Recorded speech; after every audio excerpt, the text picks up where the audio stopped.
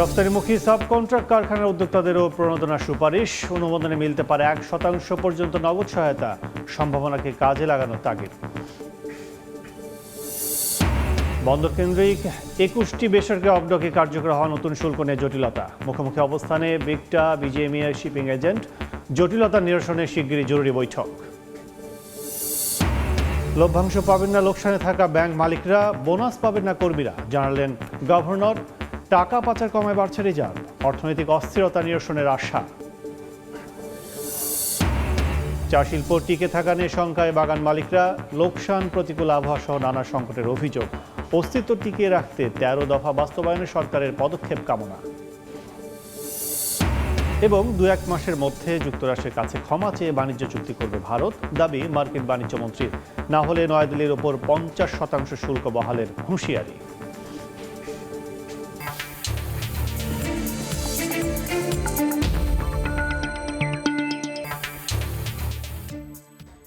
দেখছিলেন শিরোনাম। আমন্ত্রণ জানাচ্ছি দেশ ও দেশের বাইরের অর্থ বাণিজ্যে নানা খবর নিয়ে আমাদের নিয়মিত আয়োজন এ সময় বাণিজ্যে। আপনাদের সঙ্গে আছি আমি কাজল আব্দুল্লাহ। এবার রফতানিমুখী সাব কন্ট্রাক্ট বা ঠিকায় কাজ করা কারখানার উদ্যোক্তাদেরও প্রণোদনা দেওয়ার সুপারিশ করেছে ট্রেড অ্যান্ড ট্যারিফ কমিশন। অর্থ মন্ত্রণালয়ে অনুমোদন পেলে 0.3% থেকে 1% পর্যন্ত মিলতে পারে নগদ সহায়তা। রফতানিকারকরা বলছেন, সরকারের এমন উদ্যোগ বাস্তবায়ন হলে রফতানি বাজারে বাড়বে ছোট মাঝারি কারখানাগুলোর সক্ষমতা। শুল্কচাপ মোকাবেলায় সব সম্ভাবনাকে কাজে লাগানোর তাগিদ অর্থনীতিবিদদের।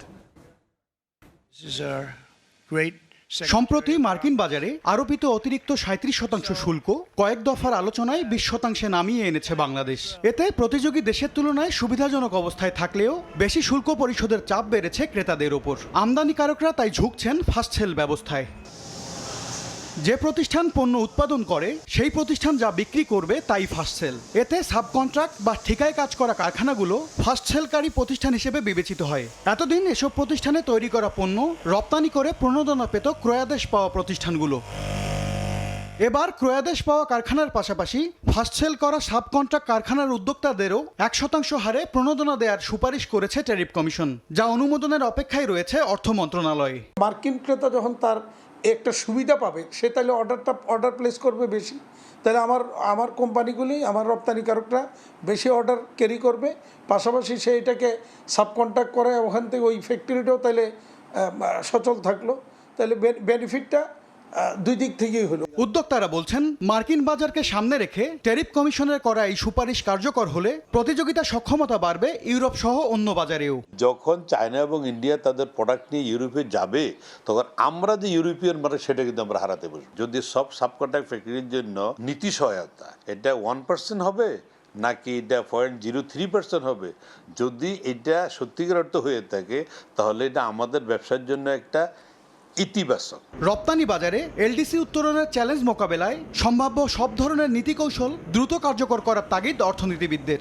যারা ছোট ছোট কারখানায় তারা তো ফার্স্ট সেলের এই সুযোগটা নিতে পারছে না। সে কারণে এইটা যদি ওই বড় ফার্মের মাধ্যমে এক্সপোর্টের মধ্যে তারা ঢুকে যায়, তাহলেও কিন্তু এই ছোট ছোট ফার্মগুলো কিন্তু গতি পাবে। আন্তর্জাতিক বাজারে বাংলাদেশের পণ্যের একটা কম্পিটিটিভনেসটা আরো বাড়বে। বর্তমানে তৈরি পোশাক রপ্তানিতে বিশেষ নগদ সহায়তা দেওয়া হয় 0.3%। গত বছরের শুরুতেও এই প্রণোদনার হার ছিল 1%। MS আরেফিন, সময় সংবাদ, ঢাকা। দর্শকের বিষয়ে বিস্তারিত আলোচনার জন্য আমাদের সঙ্গে ভার্চুয়ালি যুক্ত হয়েছেন বিকেএমই এর সভাপতি মোহাম্মদ হাতেম। জনাব হাতেম, আপনাকে স্বাগত জানাচ্ছি এ সময় বাণিজ্যে। আমরা একটু শুরুতে জানতে চাই যে সরকারের নতুন যে পদক্ষেপ সাব কন্ট্রাক্ট যে প্রতিষ্ঠানগুলো আছে নগদ সহায়তার ব্যাপারে, আপনি আমাদের প্রতিবেদনও বলছিলেন, আসলে আগামীতে কতটুকু সম্ভাবনা দেখছেন? আমি মনে করি যে সরকার যে সিদ্ধান্তটা দিয়েছেন দেশের রপ্তানি বৃদ্ধির জন্য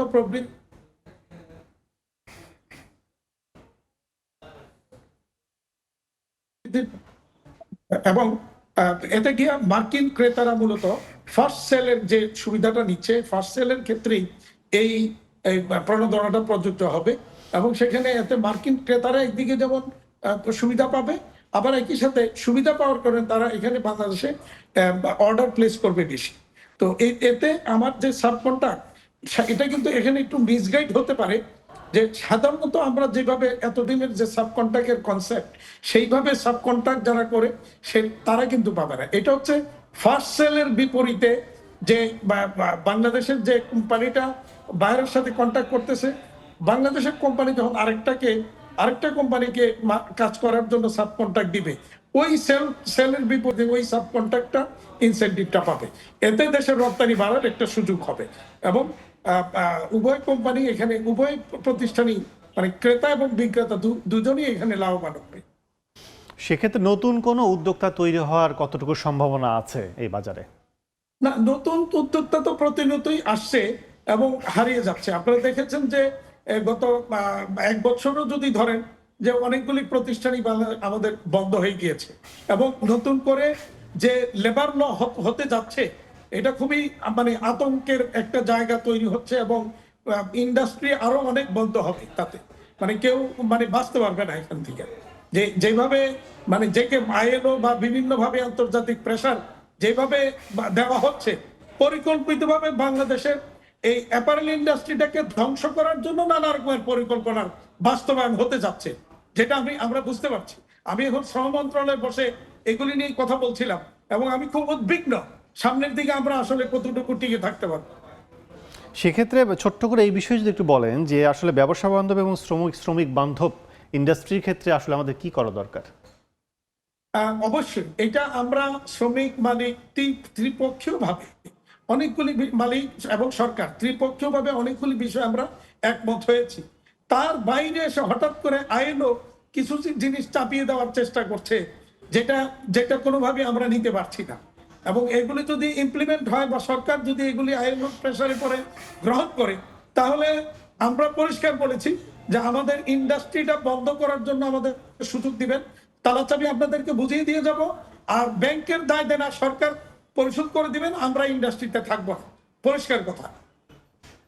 আমরা একটু ব্যাক করি আগের আমাদের রিপোর্টে, সেটি হচ্ছে যে রপ্তানি বাজারে যে এলডিসি উত্তরণের চ্যালেঞ্জ আমাদের সামনে আছে, আসলে সেই জায়গায় নীতি কৌশল দ্রুত কার্যকর করা কিংবা বাস্তবায়ন করা আপনারা কিভাবে দেখছেন? এলডিসি গ্রাজুয়েশনের যে লক্ষ্যমাত্রা সরকার নির্ধারণ করেছে, আপনারা শুনেছেন যে আমরা বারবারই বলেছি আমরা এটার সাথে একমত নই এবং আমরা পরিষ্কার বলেছি, এখনো বলবো যে এই মুহূর্তে বাংলাদেশের অ্যাপারেল ইন্ডাস্ট্রি বলেন বা টোটাল রপ্তানি খাত বলেন, এলডিসি গ্রাজুয়েশনে গিয়ে টিকে থাকার মতো অবস্থা নেই, যাওয়ার মতো কোনো পরিবেশ পরিস্থিতি আমাদের নেই। সুতরাং এটাকে আমরা 6 বছর পিছিয়ে যাওয়ার জন্য আমরা অনুরোধ করেছি সরকারের কাছে। সরকার যদি এই ব্যাপারে পজিটিভ উদ্যোগ নেয়, আমার মনে হয় আমাদের প্রস্তুতি নেওয়ার একটা সুযোগ থাকবে। আদারওয়াইজ 2026 সালের নভেম্বর মাসে এলডিসি গ্রাজুয়েশনে যাবে, সরকার কিন্তু এখনো পর্যন্ত আমাদেরকে নিয়ে বসে কোনো রোডম্যাপ তৈরি করেন নাই বা আমাদেরকে কোনো পরিকল্পনা দেন নেই কিভাবে আমরা এটাকে মোকাবেলা করব। আমরা পরিষ্কারই বলেছি যে সরকারের এই সিদ্ধান্তটা হচ্ছে আত্মহত্যা করার একটা সিদ্ধান্ত। তবে আপনারা অনেক আগে থেকে বলে আসছিলেন, আমরা অনেক দিন ধরে শুনছি যে মধ্যমায় দেশে যে এলডিসি গ্রাজুয়েশন আমাদের এটা করা ঠিক হবে না খুব দ্রুত, কিন্তু এর ব্যাকগ্রাউন্ডে যদি বলি যে নভেম্বর আমাদের যে এলডিসি গ্রাজুয়েশন চলেই যায়, ব্যাকফুটে কি আমাদের সেই সক্ষমতা, সেই শক্তি, সেই অবস্থান সেটা কি তৈরি হয়েছে? কতটুকু তৈরি হলো, কি মনে করছেন?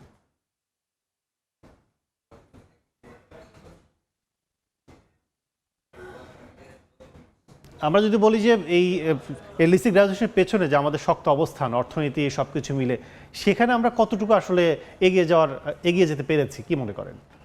আসলে আমরা কোনো কিছু এগিয়ে যাইনি। কারণ হচ্ছে আপনি 2018-19 সালে যখন এলডিসি গ্রাজুয়েশনের নিয়ে আলোচনা হয়, লক্ষ্যমাত্রা স্থির করা হয়, পরবর্তীতে কোভিড এবং রাশিয়া ইউক্রেন যুদ্ধের কারণে সবকিছু কিন্তু এলোমেলো হয়ে যায় এবং কোনো প্রকার সরকারের দিক থেকে কোনো প্রকার প্রস্তুতি ছিল না এবং এখনো নেই। এবং সেক্ষেত্রে আপনি যদি দেখেন যে আগের সরকারের সময়ের যে সমস্ত তথ্য উপাত্তের উপর ভিত্তি করে এলডিসি গ্রাজুয়েশনের লক্ষ্যমাত্রা নির্ধারণ করা হয়েছে, সেই তথ্য উপাত্তগুলি যে ভুল ছিল সেটা কিন্তু পরবর্তীতে প্রমাণিত হয়েছে। তার মানে একটা ভুল তথ্য উপাত্তের উপর ভিত্তি করে এলডিসি গ্রাজুয়েশনের যাত্রাটা শুরু হয়েছিল, যেটা কোনোভাবেই পরবর্তীতে সাস্টেইন করার মতো অবস্থানে নেই।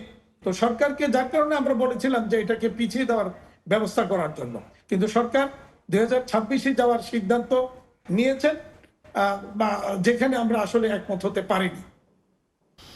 জনাব, আমরা আলোচনা শেষ সময় অনেক অনেক ধন্যবাদ আমাদের সাথে আলোচনা যুক্ত হওয়ার জন্য। ধন্যবাদ। দর্শক, আলোচনা করছিলাম রপ্তানি খাতে সাব কন্ট্রাক্ট যে প্রতিষ্ঠানগুলো সেখানে নগদ সহায়তা এবং একইভাবে অন্যান্য বিষয়ে আমাদের সাথে ভার্চুয়ালি আলোচনায় যুক্ত ছিলেন বিকেএমই এর সভাপতি জনাব মোহাম্মদ হাতেম। রাজধানীর রাজারবাগে নির্বাচনী দায়িত্ব পালনের দক্ষতা ও সক্ষমতা বৃদ্ধি সংক্রান্ত প্রশিক্ষণের কর্মসূচিতে বক্তব্য রাখছেন স্বরাষ্ট্র উপদেষ্টা জাহাঙ্গীর আলম চৌধুরী। সরাসরি চলে যাচ্ছে সেখানে। বন্ধ নাই, ফ্যাসিস্টদের তালিকা আপনাদের কাছে রয়েছে, তারা সমাজ ও রাষ্ট্রের অস্থিরতা সৃষ্টিতে সরাসরি জড়িত। অনেক অপরাধী জামিনে ছাড়া পেয়ে অপরাধ করছে, তাদের আইনের আওতায় আনতে হবে। মাদক, জুয়া ও মেলার অনুমতি বন্ধ থাকবে। সড়ক ও পরিবহনে, বাজারে চাঁদাবাজি বন্ধ থাকবে। চাঁদাবাজদের গ্রেপ্তার করতে হবে। সামনে দুর্গাপূজায় আবারও সারা দেশে অস্থিরতা সৃষ্টির পায়তারা হচ্ছে। গত বছরের ন্যায়ও এবছর সর্বোচ্চ সতর্কতা থাকতে হবে। গতবার কিন্তু আপনাদের সহযোগিতায় দুর্গাপূজা খুব ভালোভাবে হয়েছে, এই জন্য আপনারা ধন্যবাদ পাওয়ার যোগ্য এবং আপনি জাতীয় কিন্তু আপনাদের সবাইকে ধন্যবাদ দিয়েছে।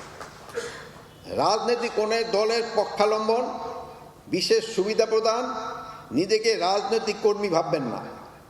মনে রাখবেন, পেশি শক্তি, রাজনৈতিক এবং কুৎসিততা কখনই শান্তি প্রতিষ্ঠা করতে পারে না। এখন যারা পরাজিত, 10 বছর পর তারাই তোমার চেয়ে অনেক বেশি শক্তিশালী জোটবে। আমি স্মরণ করে দিতে চাই, তোমাদের সমস্ত কাজ জনস্বার্থে এবং প্রতিটি কাজ আইন দ্বারা পরিচালিত হয়। এই আপনাদের আমি বলছি যে আপনারা কিন্তু রাজনৈতিক দলের থেকে একটু দূরে থাকবেন।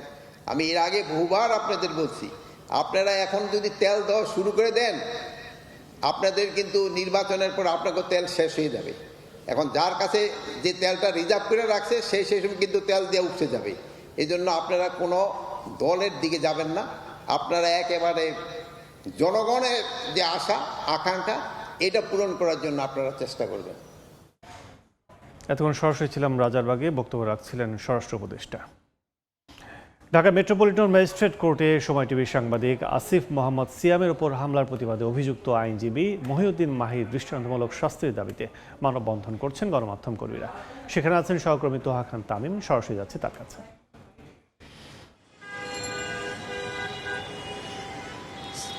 ঢাকায় সিএমএম আদালতে ম্যাজিস্ট্রেটের সামনে অর্থাৎ বিচারকের সামনেই সাংবাদিক আসিফ সিয়ামকে যারা নির্যাতন করেছে, মারধর করেছে, তার প্রতিবাদে গণমাধ্যম কর্মীরা রাজধানী কারণ বাজারে যে সার্ক ফোরাম রয়েছে সেখানে তারা মানববন্ধন করছে। একটু দেখাতে চাই এখানে মানববন্ধনে যারা গণমাধ্যম কর্মী রয়েছেন তারা এখানে উপস্থিত রয়েছেন, পাশাপাশি যারা এখানে কাজ করেন, প্রতিদিনের মতো কাজ করেন গণমাধ্যম কর্মী, তারাও কিন্তু এখানে উপস্থিত রয়েছেন। আমরা দেখতে পাচ্ছি যে বিভিন্ন গণমাধ্যম থেকে যারা কাজ করছেন তারা এর প্রতিবাদ করছেন এবং বলা হচ্ছে যে সিএমএম আদালতে ম্যাজিস্ট্রেট হাসিবুল্লাহ পিয়াসের উপস্থিতিতে অর্থাৎ বিচারকের উপস্থিতিতে বিচারকের সামনেই সাংবাদিক আসিফ সিয়ামকে মারধর করা হয়েছে ও রক্তাক্ত করা হয়েছে এবং আরও একজন সাংবাদিক ছিলেন মুক্তাদির রশিদ, তাকে আসলে শারীরিকভাবে লাঞ্ছিত করা হয়েছে।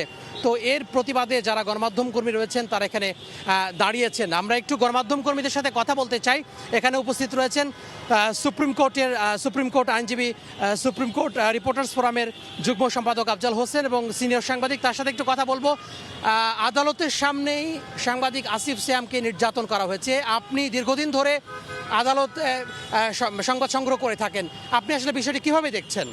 না, আমরা সাধারণত সুপ্রিম কোর্ট এবং অধস্তন আদালতগুলোতেই কাভার করে আসছি প্রায় 16 বছর ধরে। আমরা দেখেছি যে সুপ্রিম কোর্টের আপিল বিভাগেও সাংবাদিকদের বসার জন্য এবং যথাযথভাবে বসার জন্য তাদের জন্য একটা জায়গা করে দেয়া থাকে এবং যে কেউ পরিচয় নিশ্চিত করেই আপিল বিভাগে সংবাদ কাভার করতে পারে। হাইকোর্ট ডিভিশনেও তাই। আমরা শুধুমাত্র দেখেছি যে অধস্তন আদালতগুলোতেই এই ধরনের ঘটনা প্রায়ই ঘটছে এবং সবশেষ বৃহস্পতিবার যেটি ঘটলো এটি তো একেবারে ন্যাক্কারজনক ঘটনা। বিচারকের সামনে যে ধরনের হামলাটি হয়েছে আমাদের সহকর্মী আসিফ মোহাম্মদ সিয়ামের ওপর, এটি বিচারক দেখেও তিনি কোনো ধরনের ব্যবস্থা না নিয়ে তিনি এজলাস ছেড়ে গেছেন এবং এখনও পর্যন্ত বিচারকের তরফ থেকে এবং মুখ্য মহানগর হাকিম যিনি ওই সিএমএম আদালতের প্রধান তিনি কোনো ব্যবস্থা নেননি। অনেক সময় দেখি যে আমরা স্বপ্রণোদিত হয়ে আদালত কোনো অনিয়মের বিরুদ্ধে ব্যবস্থা নিয়ে থাকেন, কিন্তু এই ক্ষেত্রেও সেটি করা হয়নি। আমরা সেই কারণেই মুখ্য মহানগর হাকিম যিনি আছেন তার কাছ থেকে এই আইনজীবীর তদন্ত করে দৃষ্টান্তমূলক শাস্তি দাবি জানাচ্ছি। একই সঙ্গে ঢাকা আইনজীবী সমিতির যিনি সভাপতি সম্পাদক রয়েছেন তার কাছেও এই আইনজীবীর বিরুদ্ধে ব্যবস্থা নিয়ে তার সনদ বাতিলের দাবি জানাচ্ছি এবং আইনজীবীদের যে সর্বোচ্চ নিয়ন্ত্রক সংস্থা বাংলাদেশ বার কাউন্সিলের কাছেও সর্বোচ্চ শাস্তির দাবি জানাচ্ছি এই আইনজীবীর এবং একই সঙ্গে সুপ্রিম কোর্ট প্রশাসনের কাছেও, যেহেতু বিচারকের এজলাসে এই ধরনের ঘটনা ঘটেছে এবং অধস্তন আদালত হাইকোর্ট বিভাগের নিয়ন্ত্রণাধীন, সেই কারণে সুপ্রিম কোর্টের হাইকোর্ট বিভাগের প্রশাসনের কাছেও এই ঘটনা তদন্ত করে দোষী আইনজীবীদের বিরুদ্ধে শাস্তিমূলক ব্যবস্থা নিয়ে দাবি জানাচ্ছি। আমরা আশা করছি নিঃসন্দেহে এই ঘটনার সুষ্ঠু তদন্ত করে বিচার যেন হয় সেই অভিযুক্ত আইনজীবীর, সেটি কিন্তু আসলে ব্যবস্থা করবেন এবং নিশ্চিত করা হবে প্রশাসনের পক্ষ থেকে। তো কারওয়ান বাজার থেকে এই ছিল আমার হাতে সবশেষ। এতক্ষণ সরাসরি ছিলাম কারওয়ান বাজারে গণমাধ্যম কর্মীদের মানববন্ধনে। এবার বন্দর বাণিজ্যের খবর।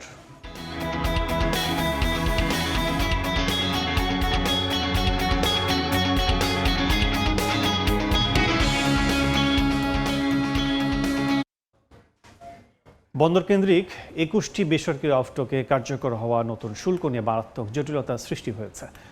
বন্দরের সিদ্ধান্ত উপেক্ষা করে এসব অফডক 30 থেকে 63% পর্যন্ত ট্যারিফ আদায় করছে বলে অভিযোগ জানিয়ে মুখোমুখি অবস্থান নিয়েছে বিগডা বিজেএমইএ শিপিং এজেন্ট। জটিলতা নিরসনে নৌ পরিবহন মন্ত্রণালয়ে চিঠি দেওয়ার পাশাপাশি স্টেক হোল্ডারদের নিয়ে জরুরি বৈঠকে বসতে যাচ্ছে চট্টগ্রাম বন্দর কর্তৃপক্ষ। স্বাক্ষর টিপুর ক্যামেরায় বিস্তারিত জানাচ্ছেন কমল দে। 1 সেপ্টেম্বর থেকে container stuffing, ground rent, lift of lift on, documentation এবং বন্দর থেকে অফডকগামী পরিবহনের নতুন ট্যারিফ কার্যকর করেছে 21টি বেসরকারি অফডক। আর এই নিয়ে শুরু হয়েছে নানামুখী জটিলতা। কোনো রকম আলোচনা ছাড়াই প্রকারভেদে সর্বনিম্ন 30 থেকে 63% পর্যন্ত ট্যারিফ আদায় হচ্ছে বলে অভিযোগ তুলেছেন ব্যবসায়ী নেতারা। এখন 63% যখনই বাড়ায় তাহলে আলটিমেটলি যে ট্রান্সপোর্টেশন যে কস্ট আছে সেই কস্টে কিন্তু 50% বেড়ে যাচ্ছে। তাদের উচিত ছিল প্রত্যেকটা স্টেক হোল্ডারের সাথে তাদেরকে আলোচনা করে এই রেটটা বাড়ানো। 2016 সালের আইসিডি নীতিমালা অনুযায়ী shipper, consignee, MLO, shipping agent, freight ফরওয়ার্ডারের সঙ্গে আলোচনার মাধ্যমে বিগডার ট্যারিফ কার্যকরের বিধান রয়েছে, কিন্তু বিগডা কোনো রকম আলোচনা ছাড়াই এর ট্যারিফ বাড়ানোর সিদ্ধান্ত নিয়েছে বলে অভিযোগ পেয়েছে বন্দর। এই অবস্থায় অফডকের ট্যারিফ আদায় বন্ধ রাখতে নৌ পরিবহন মন্ত্রণালয়ে চিঠি দিয়েছে চট্টগ্রাম বন্দর কর্তৃপক্ষ। একই সঙ্গে জটিলতা নিরসনে বন্দর কর্মকর্তারা 2-1 দিনের মধ্যে স্টেক হোল্ডারদের সঙ্গে আলোচনা বসার সিদ্ধান্ত নিয়েছে। মাননীয় সিনিয়র সচিব বরাবর একটা পত্র দিয়েছি যেন সকল পক্ষকে নিয়ে এই ব্যাপারে আলোচনা করে একটা সমঝোতায় আসে। তবে বেসরকারি অফডক মালিকদের সংগঠন বিগডার দাবি, গত 9 বছরের ট্যারিফ নির্ধারণে কোনো কমিটি গঠন হয়নি, এমনকি এ নিয়ে কোনো কার্যক্রম দৃশ্যমান ছিল না। তাই বন্দরের চিঠি মেনে ট্যারিফ আদায় বন্ধ রাখার যৌক্তিকতা দেখছে না বিগডা। অবশ্য 2021 সালে তেলের মূল্য বেড়ে যাওয়ার অজুহাতে বিগডা 23% হারে ট্যারিফ বাড়িয়েছিল। এবার ট্যারিফ বাড়ানোর ক্ষেত্রে টাকার বিপরীতে মার্কিন ডলারের রেট বেড়ে যাওয়াকে কারণ হিসেবে দাঁড় করানো হয়েছে। শ্রমিক দর বৃদ্ধি, ট্রান্সপোর্টেশন খরচ, তারপর ইনফ্লেশন, বিভিন্ন কারণে ডিপোগুলোকে এক্সপোর্ট কন্টেনার এবং খালি কন্টেনার হ্যান্ডলিংয়ের দর বৃদ্ধি করতে হয়েছে এবং এই দর বৃদ্ধি যদি কার্যকর না করা যায় তাহলে ডিপোগুলোর পক্ষে অপারেশন চালানো সম্ভবপর হবে না। 1996 সাল থেকে খালি কন্টেনার উঠানামার মাধ্যমে যাত্রা শুরু করা অফডকগুলো বর্তমানে আমদানিকৃত 65 ধরনের পণ্য ডেলিভারি দেওয়ার অনুমতি পেয়েছে। বছরে 7,77,000 রফতানি এবং 2,65,000 আমদানি কন্টেনার হ্যান্ডেলিং করছে বেসরকারি অফডকগুলো। ট্যারিফ বাড়ানোর ক্ষেত্রে যেমন অফডকগুলোকে সব জটিলতা নিরসন করে সহনশীল হতে হবে, তেমনি হতে হবে ব্যবসা বান্ধব, এমনটি বলছেন বন্দর ব্যবহারকারী ব্যবসায়ীরা। চট্টগ্রামের এসাক ডিপো থেকে কমল দে, সময় সংবাদ। বেনাপোল বন্দরে গত অর্থ বছরে ভারতের সঙ্গে রফতানি বাণিজ্য ঘাটতি হয়েছে 35,921 মেট্রিক টন। পরিস্থিতির উন্নয়ন না হলে চলতি বছরে আরও বড় ধরনের ঘাটতির আশঙ্কা রয়েছে। বিস্তারিত জানাতে এই মুহূর্তে বেনাপোল বন্দরে আছেন সহকর্মী আজিজুল হক, সরাসরি যাচ্ছে তার কাছে। প্রতি বছর ভারতের সাথে প্রায় 2 লাখ মার্কিন বিলিয়ন ডলারের রপ্তানি বাণিজ্য হয়ে থাকে, যার বড় একটি অংশ হয় এই বেনাপোল বন্দর দিয়ে। বাংলাদেশি পণ্যের গুণগত মান এবং সাশ্রয় হয় বেশ চাহিদা বাড়ছিল ভারতের। তবে আমরা দেখতে পেয়েছি গত বছরের 5ই আগস্টের পর রাজনৈতিক পট পরিবর্তনে সাবেক প্রধানমন্ত্রী শেখ হাসিনা ভারতের রাজনৈতিক আশ্রয়ে চলে যায়। এরপর থেকে ভারত সরকারের যে বাণিজ্য মন্ত্রণালয় একের পর এক বাংলাদেশি পণ্যে যে রপ্তানি বাণিজ্যের উপরে নিষেধাজ্ঞা দেয়। বর্তমানে ভারত সরকারের নিষেধাজ্ঞায় বাংলাদেশ থেকে পাটজাত পণ্য, তৈরি পোশাক, গার্মেন্টস, প্লাস্টিক এবং কাঠের তৈরি আসবাবপত্র সহ বেশ কয়েকটি গুরুত্বপূর্ণ পণ্যের রপ্তানি বন্ধ হয়ে রয়েছে। এতে কিন্তু রপ্তানি বাণিজ্যে বড় ধরনের ঘাটতি দেখা দিয়েছে। বন্দরের তথ্য আমাদেরকে বলছে 2023-24 অর্থ বছরে বেনাপোল বন্দর দিয়ে ভারতে রপ্তানি হয়েছিল 4,56,672 মেট্রিক টন পণ্য। অপরদিকে 2024-25 অর্থ বছরে এসে রপ্তানি পরিমাণ দাঁড়িয়েছে 4,20,750 মেট্রিক টন, অর্থাৎ 2023-24 অর্থ বছরের চাইতে 2024-25 অর্থ বছরে রপ্তানির পরিমাণ কমে দাঁড়িয়েছে 35,921 মেট্রিক টন। যারা রপ্তানিকারকরা আমাদেরকে বলছেন যে রপ্তানি পরিমাণ কমে যাওয়ায় কিন্তু বৈদেশিক যে মুদ্রা আহরণ সেটির পরিমাণও কমে গেছে এবং দেশের যে কর্মসংস্থান সেই কর্মসংস্থানও কিন্তু কমতে শুরু করেছে। রপ্তানি বাণিজ্য স্বাভাবিক বা যে সমস্ত পণ্যের উপরে নিষেধাজ্ঞা দেওয়া হয়েছে এই সমস্ত নিষেধাজ্ঞা প্রত্যাহার বিষয়ে ভারত এবং বাংলাদেশ সরকার যৌথভাবে আন্তরিক হয়ে এই নিষেধাজ্ঞা প্রত্যাহার করবে ভারত, এবং আবারও পূর্বের ন্যায় যে রপ্তানি বাণিজ্য সেটি স্বাভাবিক হবে এমনটি প্রত্যাশা করছেন ব্যবসায়ীরা। তো এই ছিল বেনাপোল স্থলবন্দর থেকে যে নানান প্রতিবন্ধকতায় বেনাপোল স্থলবন্দর দিয়ে যে 23-24 অর্থ বছর 24-25 অর্থ বছরে এসে প্রায় 35,000 মেট্রিক টন পণ্যের রপ্তানি কমেছে তার সর্বশেষ। রপ্তানি পরিস্থিতি জানতে এতক্ষণ সরাসরি ছিলাম বেনাপোল স্থলবন্দরে। দেখছেন এ সময় বাণিজ্য, সঙ্গেই থাকুন। কাল থেকেই সূচকের ঊর্ধ্বমুখী প্রবণতায় লেনদেন চলছে ঢাকার পুঁজিবাজারে। এই মুহূর্তে খবর জানাতে চলে যাচ্ছি সরাসরি ডিএসসির ওয়েবসাইটে। দর্শক, গত সপ্তাহের শেষ কার্যদিবসে আমরা কিন্তু নিম্নমুখী প্রবণতার মধ্য দিয়ে পুঁজিবাজারে লেনদেন শেষ হয়েছিল। সেখানে 17, 3 ও 13 পয়েন্ট কমে কিন্তু ডিএসসি 3টি সূচকই কিন্তু নিম্নমুখী অবস্থায় লেনদেন শেষ করে এবং আজকে যেটি দেখছি যে আমরা এখন পর্যন্ত সকালে কিন্তু ঊর্ধ্বমুখী প্রবণতায় দেখছি। 27 পয়েন্ট বেড়ে ডিএসসির প্রধান সূচক 5,641 পয়েন্ট অবস্থান করছে। 3 পয়েন্ট বেড়েছে ডিএসসির শরীর সূচক 1,233 পয়েন্ট অবস্থান করছে এবং 2,191 পয়েন্ট বেড়ে অবস্থান করে দিয়েছে 13, যদিও এই সূচকটি 9 পয়েন্ট বেড়েছে এবং শেয়ার লেনদেন হয়েছে 1,26,267টি এবং এর মধ্যে আমরা দেখছি যে সব মিলে যার বাজার মূল্য আমরা দেখছি যে 1,30,000 আমরা দেখছি, বাজার মূল্য 562,64,00,000 টাকা। এছাড়া 255টি প্রতিষ্ঠানের শেয়ারের দর ঊর্ধ্বমুখী অবস্থান রয়েছে। নিম্নমুখী অবস্থানে দেখছি আমরা 91টি এবং 48টি প্রতিষ্ঠানের শেয়ারের দর অপরিবর্তিত অবস্থা রয়েছে। সব মিলে বলা চলে যে দিন শেষে এবং সপ্তাহ শেষে কিন্তু পুঁজিবাজার যে ঊর্ধ্বমুখী সেই প্রবণতা কিন্তু শেষ করবে এমনটি প্রত্যাশা বিনিয়োগকারীদের। ক্রমাগত লোকসান, প্রতিকূল আবহাওয়া সহ নানা সমস্যার কারণে চা শিল্প টিকে থাকবে কিনা তা নিয়ে শঙ্কায় বাগান মালিকরা। চরম আর্থিক সংকট থেকে উত্তরণের পাশাপাশি পরিস্থিতি মোকাবিলা ও অস্তিত্ব টিকিয়ে রাখতে 13 দফা বাস্তবায়নে সরকারের পদক্ষেপ কামনা করেছেন তারা। ইকরামুল কবিরের রিপোর্ট, ছবি তুলেছেন ডিএন সিং।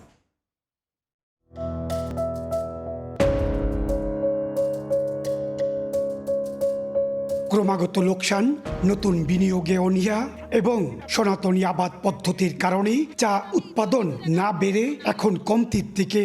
লোকসান গুনতে গুনতে ইতিমধ্যে 9টি বাগানের উৎপাদন বন্ধ হয়ে গেছে। অনাবৃষ্টি ও খরার কারণে পরিস্থিতি আরও অবনতি হচ্ছে। 2020 সাল থেকে সমস্যা মারাত্মক আকার ধারণ করেছে।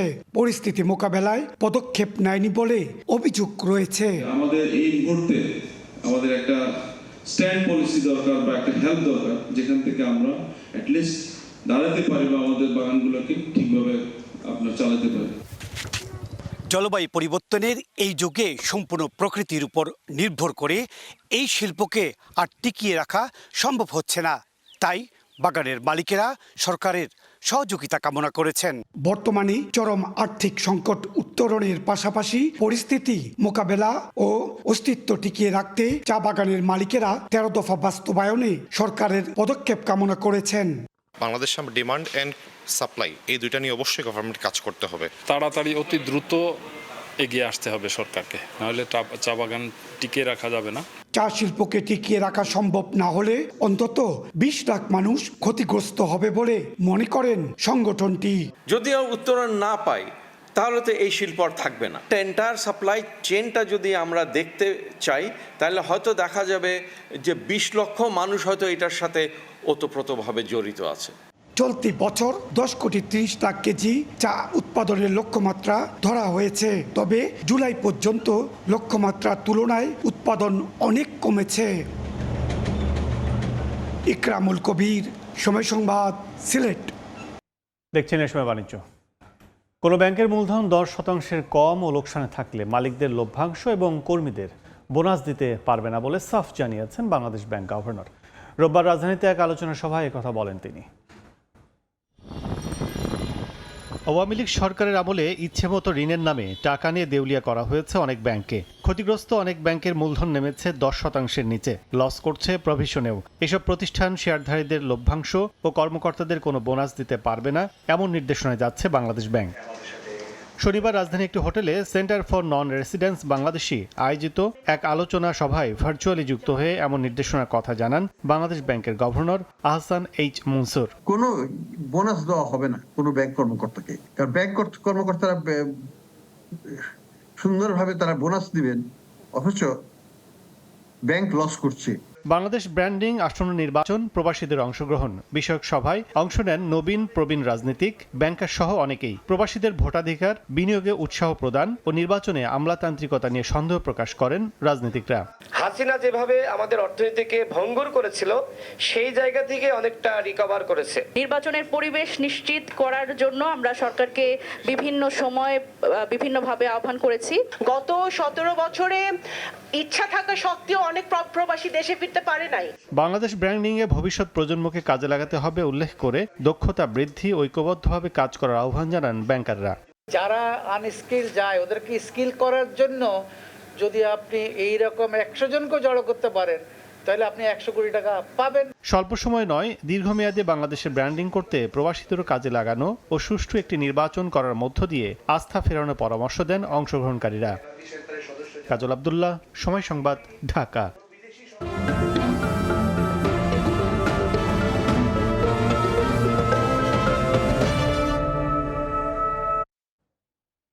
হবিগঞ্জে প্রতি বছরই চাহিদা মতো ধান উৎপাদন হচ্ছে না, অথচ জেলায় প্রায় 12,000 হেক্টর জমি অনাবাদি পড়ে আছে। উৎপাদন খরচ বেশি, বাজারে ধানের দাম কম এবং প্রবাসীদের জমি অব্যবহৃত রাখা সহ নানা কারণে এমন পরিস্থিতি। তবে কৃষি বিভাগ বলছে পতিত জমি আবাদে আনতে বিশেষ উদ্যোগ নেওয়া হয়েছে। রাশেদ আহমদ খানের তথ্য ও ছবিতে রিপোর্ট। হবিগঞ্জে উর্বর মাটি আর অনুকূল আবহাওয়া থাকা সত্ত্বেও হচ্ছে না কাঙ্ক্ষিত ফসল উৎপাদন। জেলার বিভিন্ন এলাকায় পড়ে আছে 12,000 হেক্টর অনাবাদি জমি। কৃষকরা বলছেন উৎপাদন খরচ দিন দিন বাড়লেও বাজারে ধানের দাম তুলনামূলক কম। এতে লোকসানের ঝুঁকি থাকায় অনেকেই ধান আবাদে অনীহা প্রকাশ করছেন। এদিকে জেলার বিপুল পরিমাণ জমির মালিক প্রবাসে থাকায় আবাদ হচ্ছে না। আর্থিক সক্ষমতা থাকায় জমিগুলো কিনে রেখেও তারা কাজে লাগাচ্ছেন না। এতে কৃষি সম্ভাবনা থাকা সত্ত্বেও ধান উৎপাদনে পিছিয়ে পড়ছে এই জনপদ।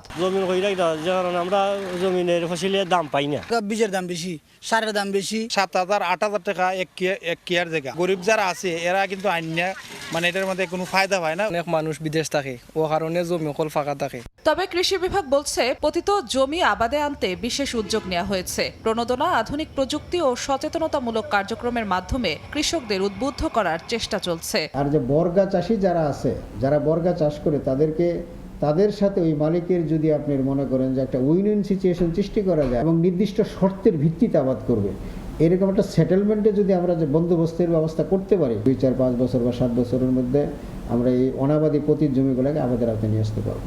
জেলায় এবছর 1,23,847 হেক্টর জমিতে বোরো ধানের চাষাবাদ হয়েছে। সময় সংবাদ।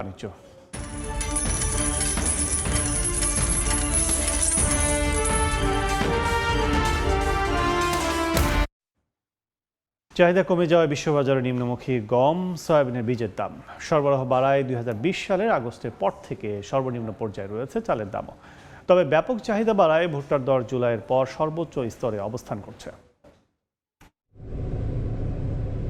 সরবরাহ বেশি অথচ চাহিদা কম, এমন প্রেক্ষাপটে 2020 সালের মাঝামাঝি সময় থেকে সর্বনিম্নে গমের দাম, যদিও শুক্রবার 0.75% বেড়ে বুশেল প্রতি গমের দাম হয়েছে $506, আর সপ্তাহ ব্যবধানে দাম কমেছে 2.32%। একইভাবে আগস্টের মাঝামাঝি সময় থেকে সর্বনিম্ন পর্যায়ে নেমেছে সয়াবিনের বীজের দাম। শুক্রবার 0.30% কমায় প্রতি বুশেলের দাম ঠেকেছে $1015। সপ্তাহ ব্যবধানে কমেছে 2.10%। এদিকে বিশ্বব্যাপী সরবরাহ বৃদ্ধির সম্ভাবনায় 2020 সালের আগস্টের পর সর্বনিম্ন পর্যায়ে চালের দাম প্রতি 100 পাউন্ডের দাম 0.56% কমে $11.54। এক সপ্তাহে কমেছে 2.12%।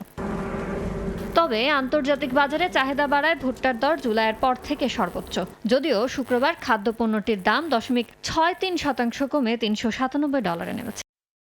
ইয়ানুর শিফাত, সময় সংবাদ। বিজ্ঞাপনী সংস্থা মাত্রা আয়োজন করল দীপ্যমান নক্ষত্র সম্মাননা 2025। 1984 সালে যাত্রা শুরু করা প্রতিষ্ঠানটি 40 বছর পূর্তি উপলক্ষে রাজধানীর আলোকি কনভেনশন হলে আয়োজন করে।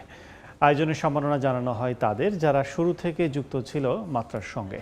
মরণোত্তর সম্মাননা জানানো হয় প্রয়াত সঙ্গীত শিল্পী আয়ুব বাচ্চুকে। এছাড়া বিজ্ঞাপন চিত্রের অভিনয় শিল্পী পল্লব চক্রবর্তী, সাদিয়া ইসলাম মৌ, আদিল হোসেন নবেল সহ আরও অনেককে সম্মাননা জানানো হয়। 80 দশকে আফজাল হোসেন ও সানাউল আরেফিনের হাত ধরে শুরু হয় মাত্রার পথচলা। দেখছেন এই সময় বাণিজ্য।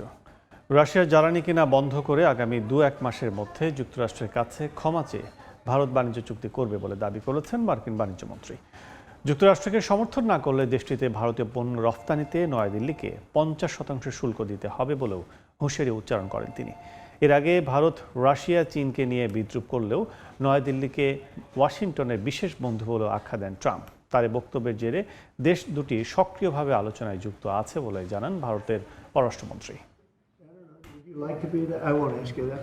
শুল্কারোপ নিয়ে যুক্তরাষ্ট্র ভারত কথার লড়াই আরও তীব্র হচ্ছে। স্থানীয় সময় শুক্রবার ট্রুথ সোশ্যালে একটি পোস্ট করেন মার্কিন প্রেসিডেন্ট ডোনাল্ড ট্রাম্প। অন্ধকারে নিমজ্জিত চীনের কাছে যুক্তরাষ্ট্র ভারত রাশিয়াকে হারিয়েছে বলে ব্যঙ্গ করেন ট্রাম্প। এ সময় বিদ্রূপ করে 3 দেশের সাফল্য কামনা করেন তিনি।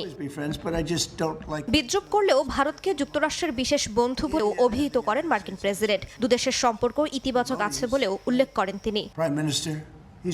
ট্রাম্পের এই বক্তব্যকে ইতিবাচক বলে এক্সে পোস্ট করেন ভারতের প্রধানমন্ত্রী নরেন্দ্র মোদী। ট্রাম্প ও মোদীর ব্যক্তিগত সম্পর্ক সবসময় ভালো বলে জানান ভারতের পররাষ্ট্রমন্ত্রী জয়শঙ্কর। দুই দেশ এখনও সক্রিয়ভাবে আলোচনায় যুক্ত বলেও ইঙ্গিত দেন তিনি।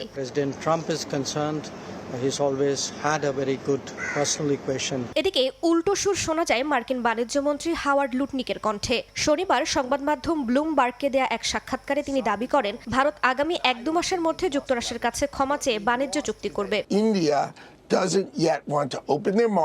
যুক্তরাষ্ট্রকে সমর্থন না করলে দেশটিতে ভারতীয় পণ্য রফতানিতে 50% শুল্ক দিতে হবে বলে নয়াদিল্লির প্রতি হুঁশিয়ারি উচ্চারণ করেন বাণিজ্য মন্ত্রী। ভারত চীন রাশিয়াকে নিয়ে ট্রাম্পের বিদ্রূপের পরই নয়াদিল্লি নিয়ে এ মন্তব্য করেন বাণিজ্য মন্ত্রী। রাইসা জান্নাত, সময় সংবাদ। প্রযুক্তি খাতে ক্ষমতার অপব্যবহারের অভিযোগে মার্কিন টেক জায়ান্ট গুগলকে প্রায় 300 কোটি ইউরো জরিমানা করেছে ইউরোপীয় ইউনিয়ন। স্থানীয় সময় শুক্রবার এক বিবৃতিতে ইউরোপের কমিশন জানায় অনলাইনে বিজ্ঞাপন কোথায় থাকবে এবং কতটুকু সময় ধরে থাকবে তা নির্ধারণ করে গুগল। টেক জায়ান্ট কোম্পানিটি এই ক্ষমতার অপব্যবহার করে নিজেদের পণ্যের প্রচারণা চালানোর ক্ষেত্রে পক্ষপাতমূলক আচরণ করে। এতে গুগলের মাধ্যমে পণ্যের প্রচারণা চালানো অন্য প্রতিষ্ঠান ক্ষতির শিকার হচ্ছে, যা অনলাইন আইনের সুস্পষ্ট লঙ্ঘন। ইউ কমিশনের সিদ্ধান্তে ক্ষুব্ধ প্রতিক্রিয়া জানিয়েছেন মার্কিন president Donald Trump.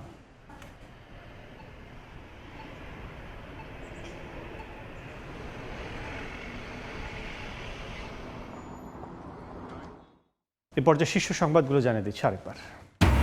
রফতানিমুখী sub contract কারখানার উদ্যোক্তাদেরও প্রণোদনার সুপারিশ। অনুমোদনে মিলতে পারে 1% পর্যন্ত নগদ সহায়তা। সম্ভাবনাকে কাজে লাগানোর পরামর্শ।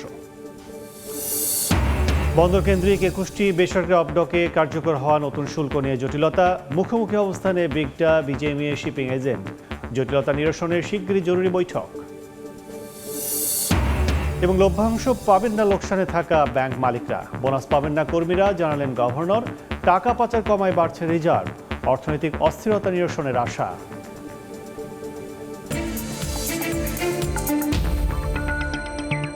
এই ছিল এ সময়ের বাণিজ্যে। সঙ্গে থাকুন সময়ের।